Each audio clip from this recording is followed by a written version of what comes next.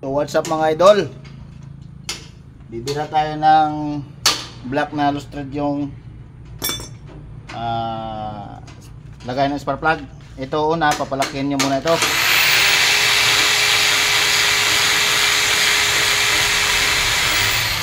Bago ngayon, ito ang lagay natin.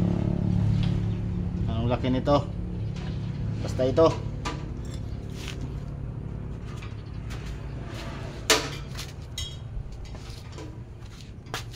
Dahil ito ang ilagay natin. Yan. V-coil. Hindi nyo na kailangan pumunta pa ng machine shop pag mayroon kayong ganito. Kailangan sintro yung inyong pagtitread para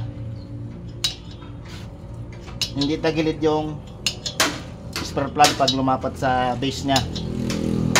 Pati pag mag-thread kayo, kailangan nakadig-in.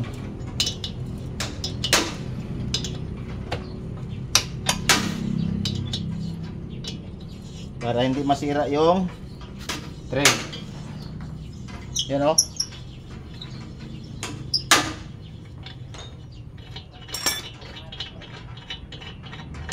Bago itong V-coil, kailangan mayroon kayong isang set nito. Pero yung kanyang pang pihit.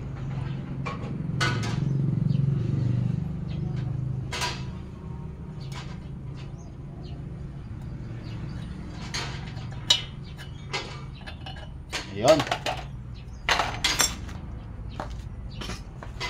Bago tanggalin natin yung naka-usli. Ayan o.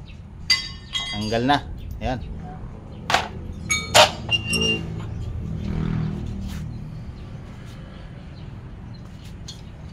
Ayan o. Ari yung kanyang spark plug. Nilalagay natin ngayon. O, ayan o.